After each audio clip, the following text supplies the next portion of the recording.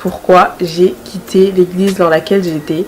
Et vu les récents événements, je vais dire le nom de cette église-là afin que les gens puissent savoir directement et que voilà, parce que ça sert à rien de faire une vidéo de prévention si au final je ne dis pas le nom de l'église. Donc c'est l'église ACER. Je vais vous expliquer pourquoi j'ai quitté cette église, pourquoi aujourd'hui je ne conseillerais pas aux gens d'intégrer cette église, même si on pourrait croire que les choses ont changé depuis, mais non, pas du tout. Salut! Salut! Salut! Salut! Salut! Salut! Salut! Salut!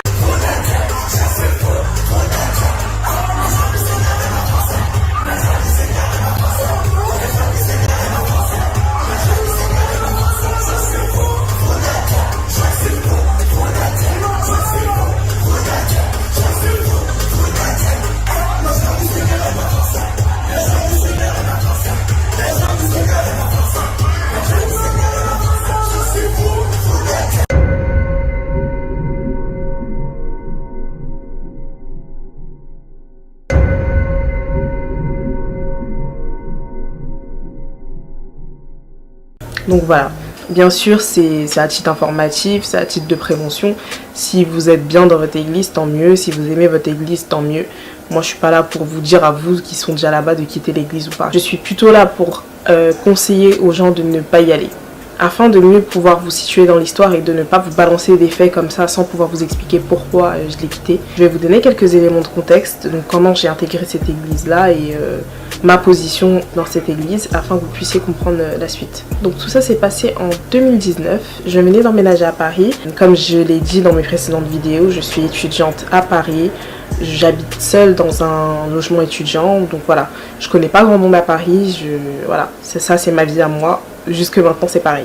Donc quand je suis arrivée, j'avais un ami qui était déjà dans cette église et il faisait que de m'inviter à ses GR, terme sur lequel je reviendrai plus tard, et au final, j'ai fini par accepter une de ses invitations.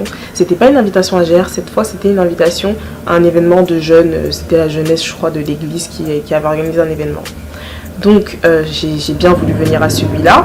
Et de là, j'ai pu rencontrer un des protagonistes de l'histoire qui s'appelle Rémi, et dont je tairai les noms de famille des personnes. Comme ça, on ne sait jamais ce qui peut arriver avec cette vidéo, mais voilà. Pour être sûr qu'il n'y a rien qui se passe. Donc voilà. J'ai rencontré l'un des protagonistes qui s'appelle Rémi. Pour ceux qui savent, vous savez de qui je parle. Ce protagoniste-là était responsable de réseau. Donc j'ai été intégrée à son réseau par le biais de mon autre ami, Brian, qui était mon responsable de GR à ce moment-là. Donc là, j'avais pas encore totalement intégré l'église, mais on avait déjà mon numéro, on m'avait intégré un groupe WhatsApp, donc tout était vraiment mis en place pour que je reste dans cette église. Donc après ça, j'ai assisté à un GR du GR de Brian. Donc ça s'est bien passé et par la suite, je crois que j'ai fait culte et ensuite un méga GR ou l'inverse, je sais plus. Mais en tout cas, j'ai fini par intégrer l'église par le biais de cet événement-là. Donc mon intégration à l'église, elle a été très rapide. Je suis très vite montée en grade. Donc j'ai fini par moi-même être responsable de GR parce que comme on peut dire, j'avais soif de Dieu et voilà, j'étais zélée, comme on peut dire par là. Donc voilà à peu près quelques éléments de contexte afin que vous puissiez comprendre comment ça s'est passé, comment je me suis retrouvée là-bas et pourquoi. Voilà. Donc là maintenant je vais vous expliquer le système de fonctionnement de cette église afin que vous puissiez comprendre d'autres éléments qui viendront par la suite et que vous puissiez voir certains problèmes qui vont avec ce fonctionnement là. Donc cette église elle a un système qu'ils appellent G12. En haut, tout en haut, c'est un système pyramidal, hein. Donc on va parler en haut et bas. Tout en haut, il y a l'apôtre Alain Patrick.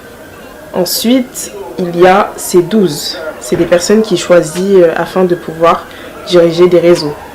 Donc vous êtes dans une église, il y a plusieurs réseaux, il y a 12 réseaux et ces 12 réseaux-là appartiennent aux 12 de l'apôtre. Ces 12 en question ont 12 groupes également, chacun d'entre eux. Ça veut dire que tous les 12, moi prenons mon cas, Rémi était mon 12 à moi, mon responsable à moi, et lui il avait 12 responsables de GR, ainsi que tous les autres 12 de l'apôtre. Voilà, donc t'as l'apôtre, les 12 et leurs 12. Faites un petit point pour tous les 12 qu'il y a après. Et ces 12 là aussi, le but c'est en fait de faire que des 12 à chaque fois. Donc de développer vraiment le système 12-12-12 dans l'église. Ça fait beaucoup de 12, je sais, mais pour que vous puissiez comprendre un peu. Donc je récapitule. L'apôtre, c'est 12 dont mon responsable à moi, Rémi. Et leurs 12 dont moi et mon ami Brian. Mais voilà, on était 12 de Rémi. J'espère que c'est clair. Si jamais vous avez des questions, posez-les moi et puis voilà, on va les écrire ensemble. Donc voilà, faut savoir que je suis montée 12 très vite, hein, comme voilà, j'étais zélée, j'étais à fond, je voulais vraiment donner ma vie à Dieu. Donc si ma vie ça pouvait devenir l'église, ça allait être le cas. Voilà, j'allais pas me gêner. Donc voilà, j'étais vraiment très consacrée à ma marche avec Dieu et je tenais vraiment à faire les choses bien, comme on peut dire ça comme ça, avec Dieu. Sauf que en étant 12, déjà il y avait certains problèmes, même telles personnes qui n'étaient pas responsables, qu'on appelait les brebis, pouvaient vivre, mais en étant responsable, c'était deep. Vraiment, c'était très profond. Pour épargner les détails et pour éviter que la vidéo soit trop longue, il faut savoir qu'au début, tout se passait très très bien. Je n'avais pas forcément de soucis, j'étais dans ma marche avec Dieu, j'étais contente d'être responsable, j'étais contente d'avoir évolué si rapidement dans le système de l'église. Sauf qu'en étant responsable, c'est là que tu commences à voir les vraies choses, les coulisses, les choses que toi-même tu subis et que tu dois subir en tant que responsable et qui sont très problématiques. Et à partir d'un certain moment, j'ai compris que bah ça le faisait pas. C'était très bizarre et que ça le faisait pas. Ça a pris du temps. J'ai quand même pris peut-être 5 mois à quitter parce que j'avais l'envie de quitter à un certain moment. Mais j'ai réellement quitté peut-être que 5 mois après. Ça a pris du temps, mais je suis contente que ça ait pris le temps qu'il fallait pour que je puisse me rendre compte de certaines choses qui ne fonctionnaient pas bien du tout. Donc, on en vient maintenant à là où tout a basculé. Le premier malaise que j'ai commencé à ressentir, c'est quand j'ai dû partir à Londres voir ma famille. Donc, il faut savoir que moi, je fais souvent des allers-retours à Londres, comme je vous l'ai dit dans mes précédentes vidéos. J'habitais là-bas, ma famille habite ici. Donc, souvent, je fais des allers-retours pour voir ma famille. Et quand j'avais annoncé mon départ, j'étais devenue Judas. La go, on me regardait comme si j'avais annoncé que, je sais pas moi, j'allais brûler l'église. C'était n'importe quoi. Ça, je l'ai ressenti quand on a eu une réunion entre tous les... Enfin, on avait des réunions régulières toutes les semaines qui s'appellent des G12. C'est des réunions qui concernaient que les 12 de Rémi, enfin du 12 de l'apôtre du coup, parce que tous les 12 avaient des G12. Sans compter les réunions de GR qu'on avait, nous, les responsables de GR, avec nos brebis qu'on suivait. Donc pendant l'une de ces réunions-là, je me suis sentie comme Judas. Vraiment, je me suis sentie comme la pire ennemie de l'église. Et c'est là que j'ai commencé à ressentir un petit malaise. Donc bien sûr, je suis allée à Londres, donc je vais pas me gêner. Je suis allée à Londres et quand je suis revenue, on dirait que... Déjà, je suis partie peut-être 2 semaines. Donc quand je suis revenue, on dirait vraiment que j'avais fait du mal à quelqu'un. Et c'est pas des blagues, vraiment. Donc ouais, on dirait vraiment que j'avais fait du mal à quelqu'un. Et ça, je l'ai ressenti, quoi. Parce que le jour où je revenais de Londres, on avait un culte. Et ce jour-là, je n'avais pas mangé de la journée. Donc le soir, moi, ce que je veux, c'est manger, sortir. On pouvait pas. Parce que les cultes, fallait rester toute la journée. Déjà, de 1, en tant que responsable, tu devais faire, il y avait 2 cultes. Il y avait un culte le matin et un culte l'après-midi. Fallait faire les 2. Après 2 cultes, j'ai envie de manger. Et j'ai envie de dormir. Tu peux pas me demander encore de rester pour pouvoir faire la gestion de tes réseaux sociaux, parce que c'est ce que monsieur le responsable m'avait demandé. Et ce jour-là, c'était comme si j'avais trahi la terre, vraiment. Donc de là, j'ai commencé à remarquer quelques petits soucis qui ont fait que, bah non, que ça me saoulait, quoi. Parce que je suis allée manger avec mes amis, et on a refait un G12. Ce jour-là, j'ai cru que j'allais m'évanouir, tellement on dirait que j'avais trahi la terre. Voilà. Donc à ce G12, il m'avait très clairement fait comprendre que mon comportement était inadmissible parce que j'avais préféré aller manger plutôt que de faire une réunion pour faire la gestion de ses réseaux sociaux. Il m'avait fait comprendre que mon comportement était inadmissible pour ça. Il m'avait dit de couper les ponts avec une de mes amies qui était dans cette église-là, qui n'avait pas les mêmes convictions et qui ne voulait pas se soumettre à leurs lois. Il m'a dit de couper les ponts avec elle. Mais bref, c'était un G12 qui était vraiment chiant, quoi. Vraiment, sans exagérer. Et moi, ce jour-là, j'ai appelé ma pote, je lui ai dit que, bah, ma belle, on m'a dit que je dois arrêter de te parler, etc. Et c'est là qu'on a commencé à réaliser qu'il y avait vraiment beaucoup de problèmes dans cette église-là. Parce que tu peux pas demander à quelqu'un de rompre des liens d'amitié sous prétexte que l'autre personne ne se soumet pas à toi ou que moi je m'éloigne de toi en tant que responsable. C'est super grave de faire ça. Mais bon, c'était leur fonctionnement. Hein. Donc après ça, il y a eu plein de petits trucs comme ça. Un jour, j'étais super malade et je lui ai dit que je pouvais pas venir. mon responsable. Je lui ai dit, je ne peux pas. Je suis KO, je ne peux pas. Oh non, une 12 ne peut pas rater le culte. Tu dois tout faire pour venir. Et ça, je vous le dis gentiment. C'était pas gentil. C'était que tu sois malade ou pas, Masta, tu viens. Il n'y a pas de... Que tu sois malade ou pas, tu dois être là. Et moi, comme une imbécile, j'ai quand même pris le métro, etc.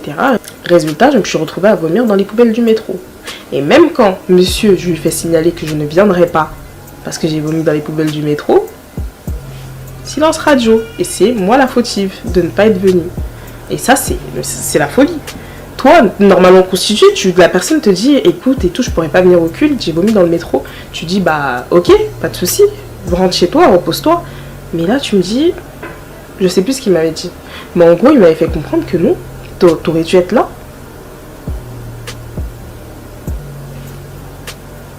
Bref, et ainsi de suite.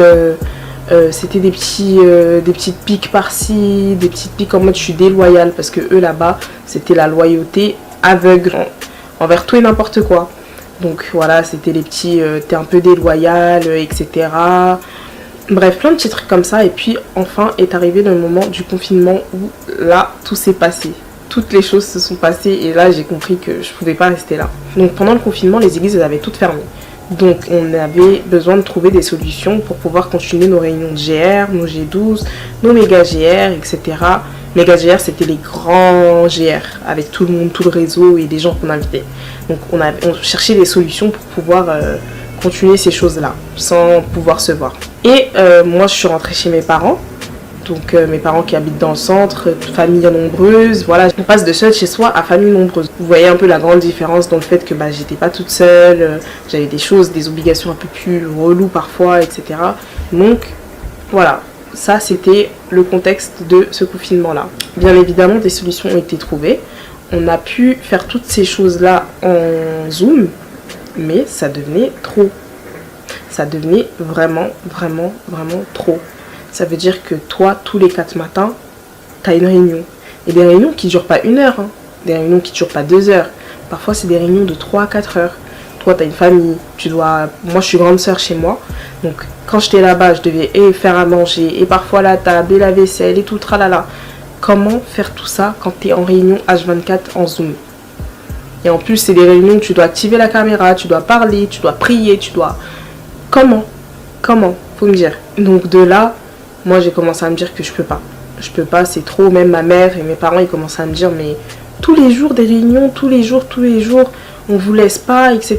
Et quand tu signales au fait que tu peux pas être là, c'est la fin du monde, t'es bizarre, t'es déloyal, t'es non. Ça devenait beaucoup trop pour moi. Donc, à ce moment-là, j'ai décidé de tout couper. J'ai d'abord quitté les 12, ensuite, j'ai quitté l'église. Donc j'ai quitté les 12 en lui disant que c'était trop de responsabilité pour moi et que je ne pouvais pas. Surtout en pleine période de confinement, c'était beaucoup trop. Et ensuite j'ai quitté l'église parce que en vrai le problème de fond c'était l'église qui ne me convenait pas du tout. En lisant la Bible, en faisant plus de recherches, je me suis rendu compte que ce système-là ne me convient absolument pas. C'est un système bizarre et je dois le quitter. Voilà. Donc voilà à peu près mon histoire là-bas. Personnellement, j'ai pas vraiment été blessée dans tout ça. À part quand il m'a dit de couper tout contact avec ma copine. Mais le problème est que dans toute cette période-là, je voyais des choses qui ne me concernaient pas forcément directement, mais qui étaient quand même bizarres. Trop bizarres. Et voilà ce dont je vais parler dans cette prochaine partie, pourquoi cette église est bizarre, selon moi. Donc, comme je vous ai dit, moi j'ai pas eu de grands soucis, mais j'ai remarqué d'autres choses qui se passaient dans l'église et qui ne me convenaient pas du tout. Déjà, on va axer, parce que ça c'est un problème, je suis désolée, mais un tas d'offrandes. Des offrandes tout le temps. Et des offrandes qui ne sont pas minimes, c'est pas des offrandes de 20 €, de 50 €, c'est des offrandes à 5-6 chiffres. Vous vous rendez compte? Et tout ça pour une personne ou deux, mais des hommes de Dieu, comme on dit là, les hommes de Dieu de l'église. Donc il y avait une incitation profonde à faire l'offrande. L'offrande était placée à un niveau, franchement, je ne saurais même pas le qualifier. Si tu ne faisais pas d'offrande, tu étais moins bien vu. Très moins vu. Enfin, c'est bizarre ce que je vais dire, mais beaucoup moins bien vu que ceux qui en faisaient. Voilà. Si tu ne faisais pas d'offrande, c'était beaucoup moins bien vu que si tu en faisais. Surtout en tant que 12, il faut savoir que des offrandes, fallait en faire. Dieu merci, j'en ai pas fait. Ils peuvent me traiter de rat, ça se trouve, ils m'ont traité de rat, je sais même pas. Mais j'en ai jamais fait de grosses offrandes comme ça, parce que non, j'ai une famille en fait, non. Puis moi-même, j'habite seule et j'ai des choses à gérer. Je taffe pas, je suis étudiante, bah non. Je ne pouvais pas m'amuser à jeter mon argent dans ce genre de choses. Mais voilà, ça allait de la plus petite offrande à la plus grosse. Mais l'offrande avait vraiment une très très très grande place dans la vie de cette église-là. Il faut savoir que des jeunes se retrouvaient à donner et des sommes et des choses matérielles à des personnes comme Rémi ou l'apôtre, etc. Alors que ces personnes-là n'avaient pas forcément de quoi leur donner. Beaucoup étaient des offrandes que moi je pourrais qualifier de sacrificielles parce qu'ils n'avaient pas de quoi faire ces offrandes-là. Et vraiment. Et c'était trop. C'était beaucoup trop. C'était bête limite de faire autant d'offrandes à des personnes comme ça. Même si on les appelle les hommes de Dieu. C'était super bête. Et ce que je trouve malsain là-dedans, c'est que ces hommes de Dieu-là prennent les offrandes. Donc par exemple, quelqu'un va te faire une offrande, tu sais très bien que la personne n'a pas autant pour te faire l'offrande, mais tu l'acceptes. Je trouve ça super malsain, personnellement. Après, les autres gens pourront penser ce qu'ils veulent, mais moi, je trouve ça super malsain. Dites-vous, tellement l'offrande a une grande place, un jour, il y a la femme de l'apôtre qui avait fait une prédication où elle disait mot pour mot, quand vous laissez l'enfant aller faire l'offrande, arrêtez de lui donner des petites pièces, etc. Il faut apprendre à lui donner des billets de vin, etc. pour qu'en fait, il apprenne à faire de grosses offrandes. Mais ça va pas ?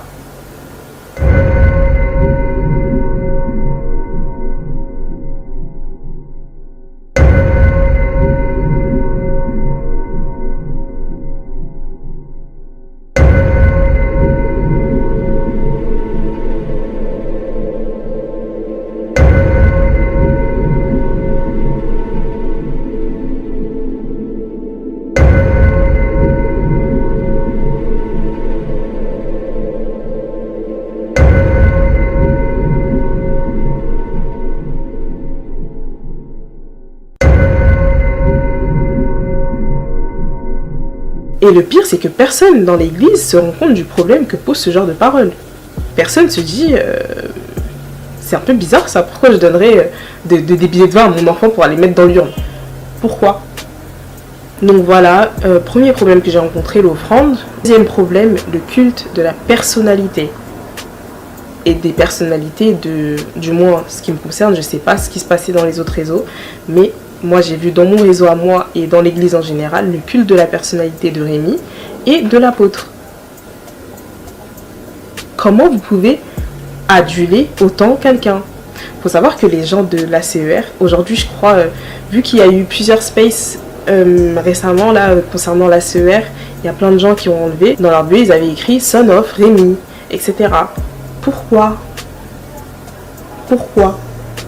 Et ça passe pas seulement par ça, hein, pas seulement par son of. C'est aussi tout un tas de choses à respecter. Lui, je crois que c'est un 9-8, un 9-8, un truc comme ça, je sais plus. Mais t'as pas le droit de l'appeler par son prénom. Tu dois l'appeler Respo, ou Dad, ou mon père, ou peu importe. Mais t'as pas le droit de l'appeler par son prénom. Et ainsi de suite. Tout un tas de façons, en gros, de s'adresser à lui, de se comporter face à lui. Mais ça frôle l'idolâtrie. Vraiment, ça frôle un tout petit peu. Après, bon, je suis personne pour juger, hein, mais ça frôle. Moi, je trouvais qu'il y avait vraiment un culte de la personnalité incroyable. Pour lier ça et l'argent, et le fait qu'ils aimaient trop l'argent là-bas, les hommes de Dieu, un jour, c'était l'anniversaire de l'apôtre. Je vais mettre le screen si je le retrouve ici. Si je le retrouve pas, je suis désolée, mais en gros, c'était son anniversaire.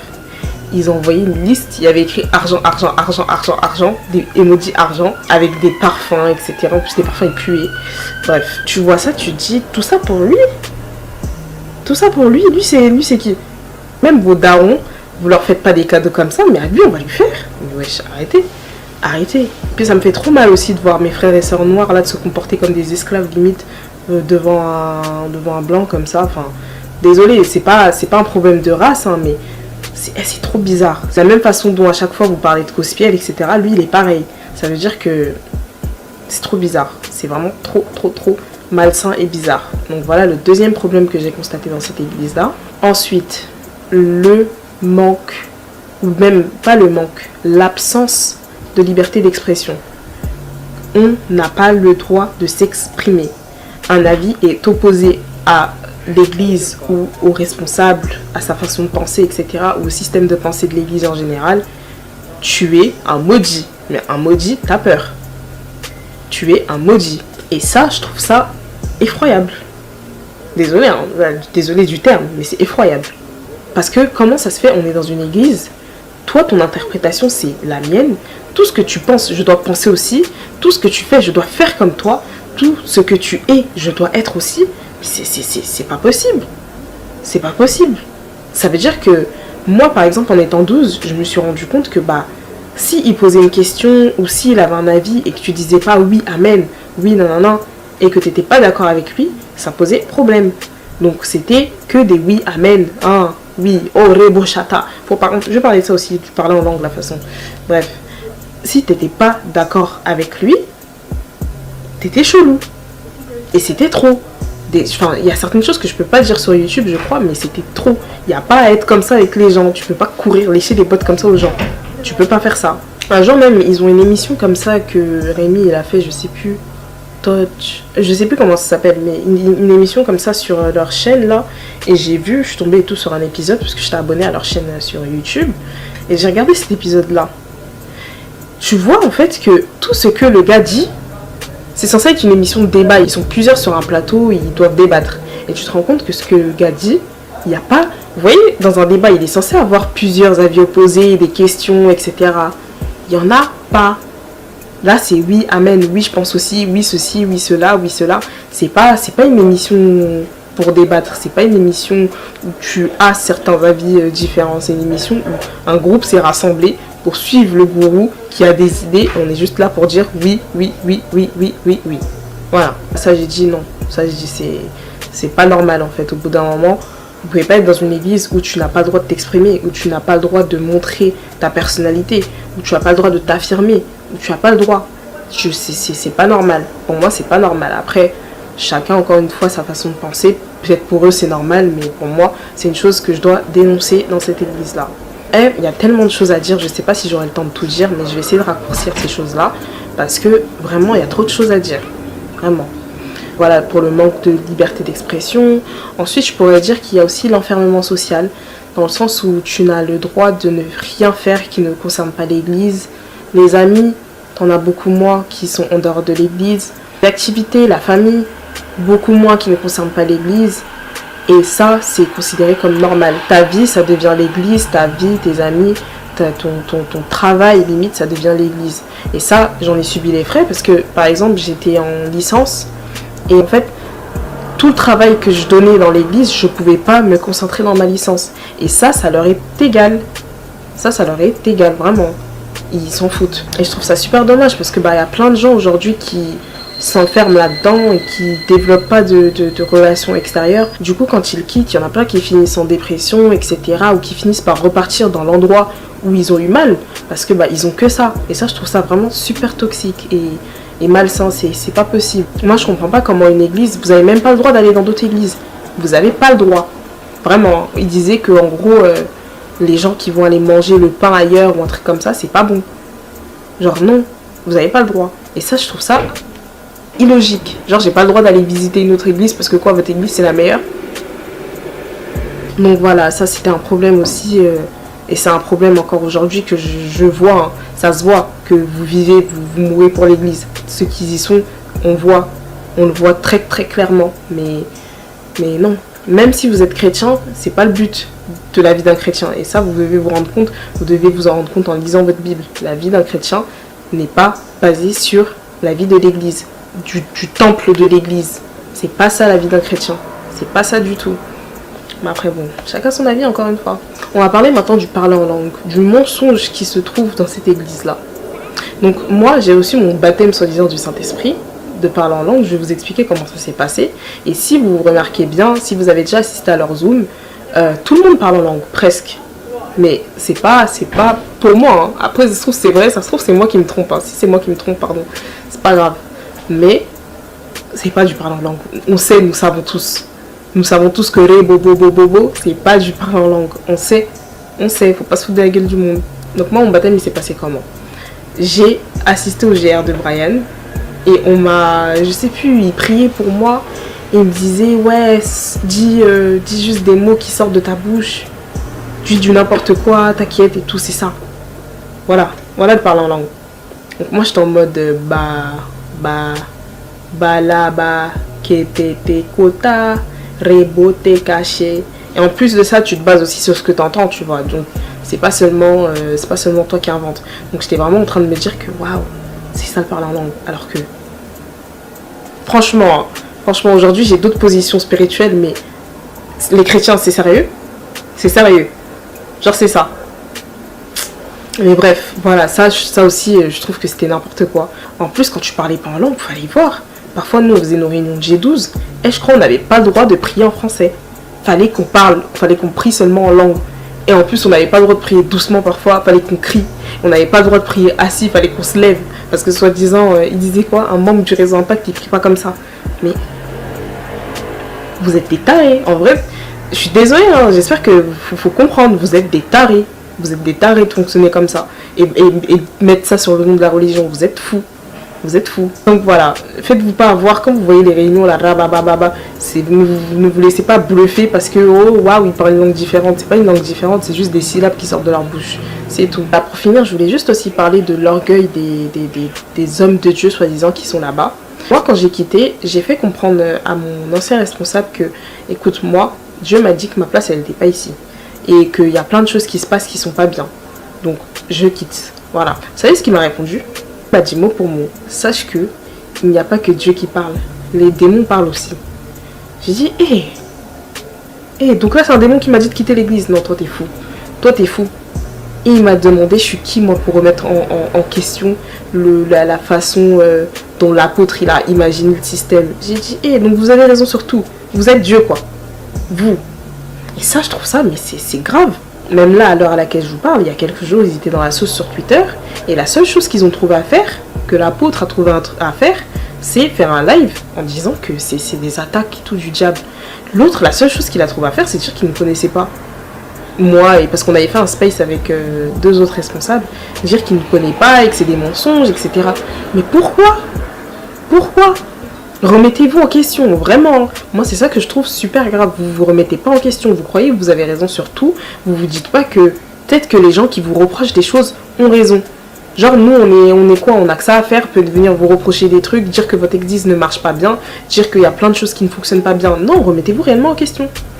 Et ça, c'est ça que je trouve super grave. C'est que jamais ces hommes de Dieu, soi-disant, ont tort.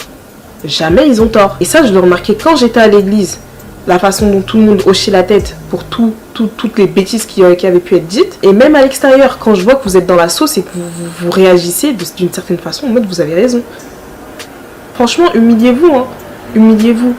Humiliez-vous et cherchez vraiment la face de Dieu, comme vous dites. Parce que pour moi, vous êtes loin de cette face-là et vous n'êtes pas humble du tout. Vous n'êtes pas humble, vous êtes imbu de votre personne et vous comprenez, vous n'arrivez jamais à vous remettre en question. Et ça, je trouve ça grave, sachant le nombre de personnes qui se trouvent dans votre église. Comment vous pouvez continuer d'agir comme ça? Vraiment, remettez-vous en question. Ça, c'est l'une des choses concernant cette église qui m'énerve le plus. Surtout Rémi, si tu vois cette vidéo, sache que je n'ai rien contre toi. Vraiment, nous, les autres personnes qui ont quitté, n'avons rien contre toi. Nous cherchons juste à protéger certaines personnes qui sont sous l'emprise de cette église-là, de 1, et qui peuvent aussi terminer sous l'emprise de cette église-là et sous ton emprise à toi. Tu pourras dire ce que tu veux, mais j'espère réellement que tu vas trouver la face de Dieu et que tu vas te remettre en question. Vraiment. Parce que t'as pas toujours raison. Tu n'as pas toujours raison. Et nous ne sommes pas bêtes. On ne te dit pas des choses qui sortent de nulle part. On est éduqué déjà de 1, on lit, on va à l'école, on voit certaines choses. Et un mouvement sectaire, c'est ce que vous faites. C'est ce que vous faites. Vous pouvez dire que oui, non, on agit au nom de Dieu. Vous êtes un mouvement sectaire. Et j'espère que vous allez vous en rendre compte. Voilà. Donc ça, c'est mon petit message personnel à toi si tu vois ma vidéo. Et si jamais tu la regardes ou si jamais on te l'envoie, c'est mon petit message personnel pour toi, Rémi. Mais voilà, plus globalement, en conclusion, cette église est sectaire. Et ils pourront dire ce qu'ils veulent, c'est un mouvement sectaire. Donc remettez-vous en question, vous n'êtes pas obligé de fermer ou quoi que ce soit, on ne vous a pas dit ça, mais remettez vos pratiques en question. Le pire, c'est que vous avez énormément de jeunes sous votre responsabilité. Donc il s'agit vraiment de se remettre en question, d'arrêter de détruire la vie de plein de jeunes. Chaque jour, je suis vraiment reconnaissante du discernement dont j'ai pu faire preuve, même si ça a pris du temps. J'ai fini par quitter et j'ai fini par me rendre compte que certaines choses ne fonctionnaient pas bien, mais c'est pas le cas pour tout le monde. Et il y a plein de gens sur qui vous profitez de ces gens-là, et vous le savez très très bien. Désolée, je dis vous, pour toutes les personnes qui sont dans cette église-là, qui sont placées assez hautement et qui participent à tout ça. Je parle pour vous. Remettez-vous en question. La Bible même vous dit de vous repentir. La Bible dit de se repentir. Repentissez-vous. Parce que vous ne pouvez pas continuer, encore une fois, à détruire des milliers de vies. Parce que, oui, cette église-là se compte en milliers de personnes. Vous ne pouvez pas continuer à faire ça. Vraiment. Ça, c'est ma morale que je fais à cette église-là. Vous ne pouvez pas. Vous ne pouvez vraiment pas. Pour toutes les personnes qui sont encore membres de cette église-là et qui ne veulent pas quitter, vous n'êtes pas obligé de le faire. Juste, si jamais vous vous posez des questions, posez-les-vous réellement. Permettez-vous de vous poser des questions. Ne vous dites pas, oh c'est le diable, oh ceci, oh cela. Si vous vous posez des questions, ce n'est pas pour rien. Donc acceptez ces questions-là et posez-les même. Posez-les et vous verrez, vous allez voir comment on va vous répondre. Et quand vous verrez cette réponse-là, vous allez comprendre. Moi, j'inciterai personne qui est encore là-bas à quitter cette église-là ou quoi que ce soit, mais j'inciterai plutôt les gens, surtout qui n'y sont pas encore, à ne jamais l'intégrer. Du moins, tant que les choses se passeront comme ça là-bas, à ne pas l'intégrer. Donc voilà, c'est un peu tout ce que j'ai à dire sur cette église. J'ai dû peut-être louper certaines informations, mais je vous invite à regarder les threads sur Twitter, où il y a plein de personnes qui détaillent leurs expériences et qui parlent de l'église, etc. Et vous verrez que moi, c'est mon expérience en tant que 12 parmi tant d'autres. En tant que brebis, en tant qu'ancien 12, etc. Il y a tout un tas de témoignages qui ont été faits sur Twitter. Donc n'hésitez pas à aller regarder, à chercher dans la barre de recherche Fred ACER ou ACER tout court, et vous allez normalement trouver certaines informations.